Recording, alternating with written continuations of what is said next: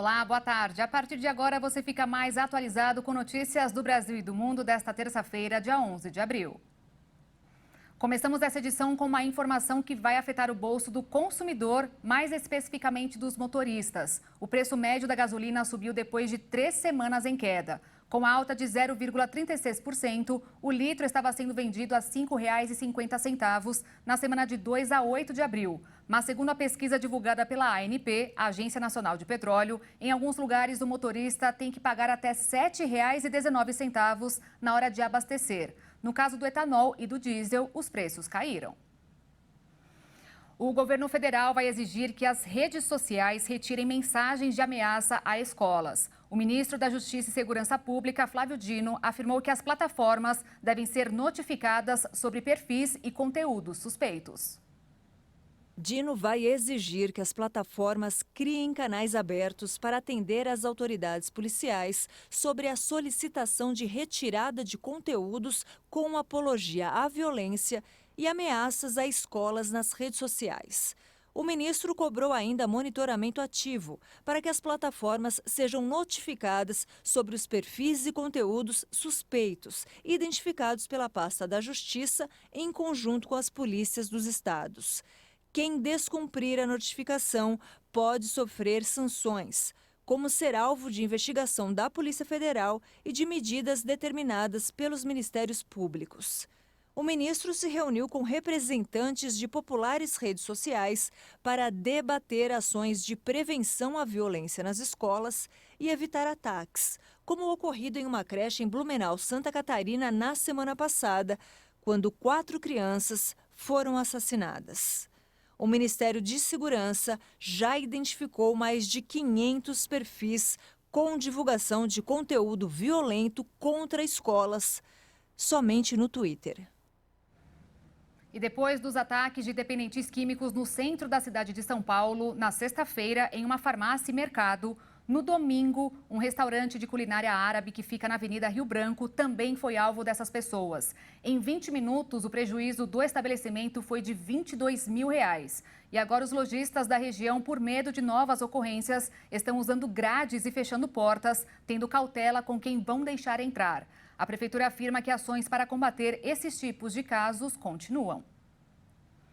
E olha só, uma série de casos de intoxicação envolvendo um medicamento mais forte do que a morfina levantou um alerta no Centro de Informação e Assistência Toxicológica da Unicamp. Em fevereiro deste ano, a Polícia Civil do Espírito Santo apreendeu pela primeira vez no Brasil frascos de fentanil. A apreensão chamou a atenção das autoridades americanas, como a maior agência de combate às drogas do mundo, a Administração de Repressão às Drogas.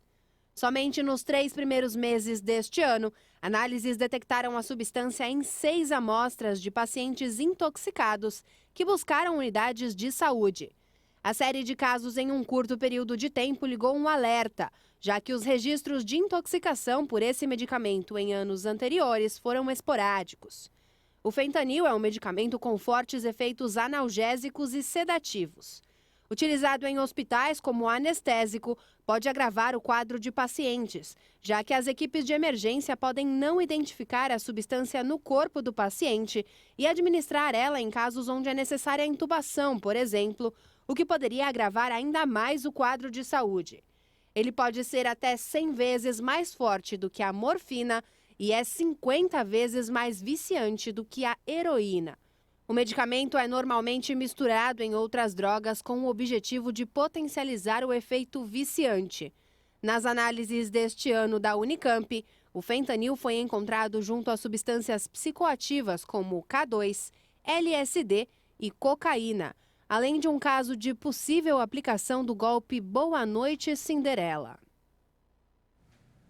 E a Anvisa revogou a proibição do dia 26 de março para a Fugini comercializar os seus produtos alimentícios produzidos na fábrica da cidade de Monte Alto, no interior de São Paulo. A medida foi tomada pela identificação de falta de higiene no preparo, o que foi corrigido segundo a avaliação feita pela fiscalização. Não há ressalvas. O que foi feito até o dia 27 de março não poderá ser vendido e os itens que podem provocar processos alérgicos, como polpas de tomate, ainda precisam passar por adequações. E olha só, um novo estudo apontou que o cérebro humano se esforça mais enfrentando robôs do que outros humanos. O objetivo da pesquisa foi entender qual a relação e as diferenças de pessoas realizando a mesma atividade com outras e também contra a inteligência artificial. Pesquisadores da Universidade da Flórida, nos Estados Unidos, analisaram a interação de humanos e robôs em um ambiente mais específico, na prática esportiva. Os resultados publicados na revista eNeuro chamaram a atenção. Os humanos trabalham muito mais o cérebro quando jogam contra robôs do que contra outros seres humanos. Durante uma partida de tênis de mesa, os pesquisadores monitoraram o cérebro de pessoas tanto contra os robôs como contra humanos. Por meio de eletrodos acoplados em bonés, descobriram que quando uma pessoa joga contra um humano, os cérebros funcionam de forma uníssona, ou seja, como se todos estivessem falando a mesma língua. Mas quando feito contra uma máquina de sacar bolas, os neurônios em seus cérebros não estavam alinhados do mesmo modo, provocando um fenômeno chamado como desincronização. Um exemplo para essa situação foi citado um estádio de futebol. Se 1000 pessoas torcerem juntas, significa uma sincronização no cérebro, que é um sinal de que ele está relaxado. Mas se as mesmas 100.000 pessoas estiverem conversando com seus amigos, elas estão ocupadas, mas não estão sincronizadas. Ou seja, essa desincronização é uma indicação de que o cérebro está fazendo muitos cálculos em vez de ficar parado e ocioso.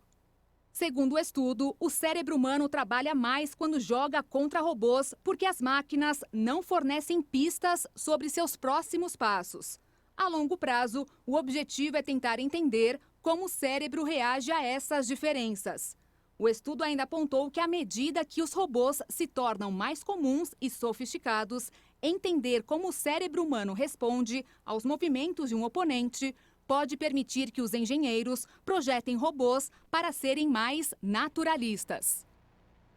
E falando em inteligência artificial, hoje o Kuwait lançou uma apresentadora de televisão virtual.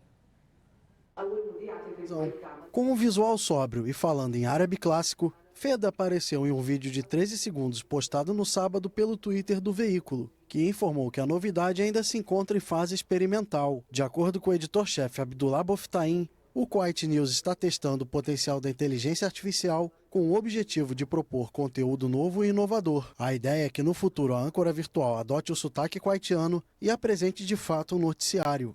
O Kuwait é um dos países com menor liberdade de imprensa. O pequeno estado do Golfo Pérsico ocupa a colocação de número 158 em um ranking de 180 países elaborado pela organização Repórteres Sem Fronteira em 2022. E hoje o Conselho Federal de Medicina proibiu o uso de anabolizantes para fins estéticos, de ganho de massa muscular ou de melhora do desempenho esportivo no Brasil. A medida que restringe o uso de anabolizantes foi tomada após um crescente número de reações adversas associadas com os hormônios prescritos de forma inadequada. Mas como a decisão não estabelece de que forma a questão será fiscalizada, pode estimular o surgimento de um mercado paralelo e ilegal dessas substâncias. Publicada no Diário Oficial da União, a medida não impede o uso em pacientes com problemas hormonais. E para a gente encerrar, mais um estudo mostrou que viver estressado é muito pior para o nosso cérebro do que se imagina. Durante mais de 10 anos, foi feito um estudo com quase 25.000 pessoas nos Estados Unidos. E a conclusão foi a seguinte: aquelas que têm mais de 45 anos, que vivem estressadas, têm uma capacidade 37% maior para desenvolver problemas cognitivos. Significa que o cérebro terá maior dificuldade para entender as coisas, guardar e até piora o raciocínio. Em casos mais graves, as falhas de cognição acarretam em problemas de fala, audição e até da visão. Por isso, de acordo com um levantamento publicado na revista JAMA Network Open de Nova York, o melhor é tentar evitar o estresse. Em alguns casos, quem está sob pressão tem maior capacidade para tomar decisões, mas isso não é muito comum. O estresse crônico, além dos problemas relatados, pode causar dores de cabeça, doenças cardíacas, pressão alta, dificuldade para dormir e muito mais. Sem contar que tudo isso junto pode ser a receita para um problema muito comum hoje em dia: a depressão. Por isso, segundo a Associação Americana de Psicologia, quem estiver estressado deve procurar uma solução para o problema o mais rápido possível. E eu fico por aqui, já às 6h30, Juliana Dariva traz mais notícias para você. E às 10 da noite, eu e Alexandre Giaquetto te esperamos no Jornal das 22. Obrigada pela companhia e uma excelente terça-feira para você. Tchau.